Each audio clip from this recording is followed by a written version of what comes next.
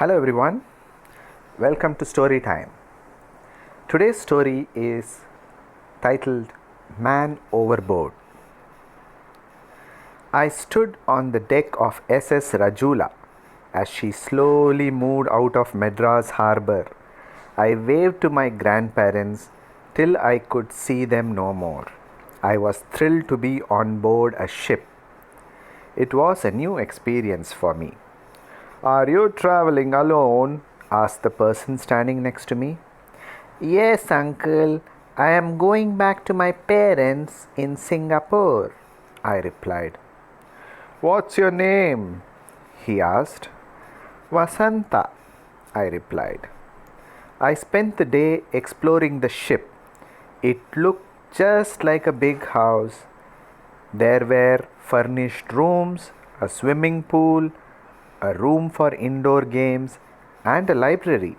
Yet, there was plenty of room to move around. The next morning, the passengers were seated in the dining hall having breakfast. The loudspeaker spluttered noisily, and then the captain's voice came loud and clear. Friends, we have just received a message that a storm is brewing in the Indian Ocean. I request all of you to keep calm, do not panic. Those who are inclined to seasickness may please stay in their cabins. Thank you. There was panic everywhere. An old lady prayed aloud, Oh God, have mercy on us. My only son is waiting for me in Singapore. A gentleman consoled her. Don't worry, madam. It's only a warning. We may not be affected at all. Another lady who was sitting beside me looked very ill. Not rough weather. I am already seasick. A rough sea will be the end of me. I could not understand why all the elders were so upset. I remembered the several sea adventures I had read. Excitedly, I turned to the elderly gentleman sitting next to me. Uncle, won't it be thrilling to face a storm on board a steamer? Have you ever been on a ship during a storm? It can be quite unpleasant, he replied rather severely. I remember a time when the ship on which I was traveling ran off course. We were wandering on the ocean for a couple of days. I remembered my class teacher, an English woman, telling us in class one day. When I crossed the English Channel on my way to Singapore, there was a big storm near Gibraltar. The ship rocked to and fro. Everything in the cabins rolled up and down. Even the heavy pianos in the lounge went crashing against the walls. This made my imagination run wild. Turning to Uncle again, I said, Wouldn't it be fun if the storm broke when we were having lunch? Then the tables with all the food on them would run away from us, and the chairs which we are sitting on them would be a merry-go-round. Everyone around the table stared at me in horror. I thought to myself, Oh, these adults, they have no sense of adventure. How dull they are. The storm didn't break, but in the evening a strong wind started blowing. The ship rocked to and fro, rocking and rolling to the music of the wind. Huge waves were dashing against it. Even though the deck was slippery, I was running around. That's when I noticed an uncle leaning over the railings. I ran up to him, thinking he too was enjoying the experience. Good morning, uncle. Isn't it lovely? I asked him. But he wasn't well at all. He was retching over the rails and looked rather blue about the mouth. I felt sorry for him. Can I be of any help? Shall I call the doctor? I asked him. He couldn't reply, but only held up his hand as another bout of retching shook him. He leaned over the railings. At the same time, a huge wave lashed the ship. It lurched violently, and the man tumbled over the railings into the sea. For a second, I stood rooted to the spot. Then I ran like someone possessed, shouting, "Help! Help! Man overboard! Help him!" I must have made a lot of noise. I heard footsteps hurrying even that early in the morning. Tears streaming down my face and shouting incoherently, I ran full pelt into an officer. "What's the matter? Why are you making so much noise?" he asked in a stern voice. I was surprised to see it was the captain. "Oh, sir," I blurted out in relief, "a man fell into the sea. Please save him." "Where?" he asked, immediately on the alert. "There," I pointed a finger. He did not wait for more details, but ran at once to a room full of officers. "Man overboard!" he cried. "Stop ship! Drop anchor! Quick!" His instructions were immediately obeyed. The captain then raced to the upper deck. I kept trailing behind him. "Lower the lifeboats and crew into the sea towards the helm," he said. "There was a man overboard." Here again the men quickly obeyed him. People started crowding the deck. "What's happening?" someone asked me. Word soon went around. Everyone was tense. Only an occasional "There he is" could be heard.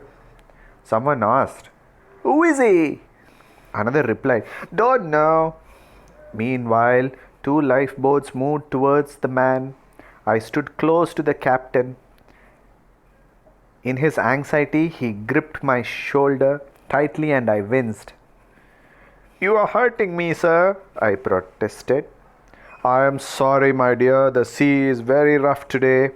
I hope my men can reach him in time. My ship has never lost a passenger before," he said, crossing himself. He was watching the rescue operations through a pair of binoculars that hung around his neck.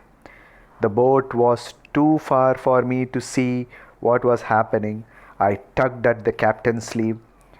"What are they doing, sir? Have they rescued the man?" I asked him. "They have caught him by the arms and are pulling him towards the boat."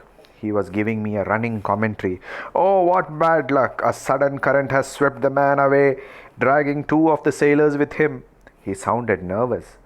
Just then, he noticed the passengers crowding against the railings. "Keep away from those railings!" he shouted. "We don't want another accident." The ship had dropped anchor, but was very much heaving up and down. I borrowed the captain's binoculars. Now I could see the rescue operation clearly. The crew in the rescue boats threw a strong rope to the 2 sailors in the sea and shouted, "Catch!" Both of them were good swimmers, and soon they caught hold of the rope. Then with powerful strokes they swam towards Uncle. One of them caught hold of him, while the other tied the rope around his waist. With Uncle between them and the rope secure, the sailors swam back to the lifeboats. The rescue team in the boats leaned over and heaved the 3 men into it. In a jiffy, the boats were heading back to the ship. "Thank God," muttered the captain, making the sign of cross again. "They have managed to save him." He turned to the passengers thronging the railings. "Please do not crowd around the man when he is brought up. He will need immediate medical care." Then he saw the ship's doctor standing with a couple of nurses. A stretcher was also being brought close to the railings. "Doctor, is everything ready for the patient?" the captain asked. "Aye, aye, Captain," nodded the doctor. The captain moved away to restore order on the ship. I edged close to the doctor and asked, "What will you do to him, doctor? Will he be all right?" "Aye, I think so. All the water will have to be pumped out of him. He will have to be given artificial respiration and kept warm." "How do you pump the water out?" I asked. "We put him on his stomach and massage him until he brings it all up," he replied. As soon as the rescue team reached the ship, Uncle was placed on a stretcher. "Here am I, here's the doctor," and here's the man who had gone overboard. He was quickly taken over to the hospital room. The captain then came to me and said, "Run along now, play with your friends. I'm busy, but will send for you when I'm through. I might even have a surprise for you." When he turned away, I quietly sneaked into the hospital room to see what they were doing to the patient. Two nurses were scurrying to and fro with trays full of medicines and syringes. Another was rushing off with Uncle's wet clothes. I stopped her and asked if Uncle was conscious. "Not yet," she replied. "But he's better now. He should regain consciousness in a little while." The ship was still rolling, so I couldn't play any games. I went and sat in a cozy chair in the lounge and started reading a storybook. I was feeling drowsy and must have dozed off. The next tilling I knew was somebody saying, "Wake up, child. You are Vasanta, aren't you? The captain wants to see you in his cabin." I looked up to see a sailor standing before me. He took me a minute to recollect the rescue operation and the captain telling me, "I will call you afterwards." I followed the officer eagerly. He left me outside the captain's door saying, "Go right inside." I knocked and entered. The captain was standing in the middle of the room. When he saw me, he came forward and literally swept me off my feet. He was still smiling when he put me down. "You will have plenty to tell your friends, eh? Now close your eyes." I did so. Seconds later, I heard him say, "See what I have got for you." On opening my eyes, I saw a big brown box. On it was written, "With best compliments of the Captain Lindsay." I took the box and eagerly opened it. "Oh, what a lovely ship!" I exclaimed. "Does this really belong to me? Can I keep it?" Lying snugly on the velvet backing was a most beautiful model of the ship. On it was inscribed BISN and Co. SS Rajula. I placed the box carefully on the table. Then I threw my hands around the captain and hugged and kissed him. He patted my cheek and smiled as he saw me lift the box and walk happily out of his room. I proudly showed my present to everyone I met. "See what the captain has given me, isn't it lovely?" "Yes, indeed," was the unanimous verdict. I was the happiest person on board that day.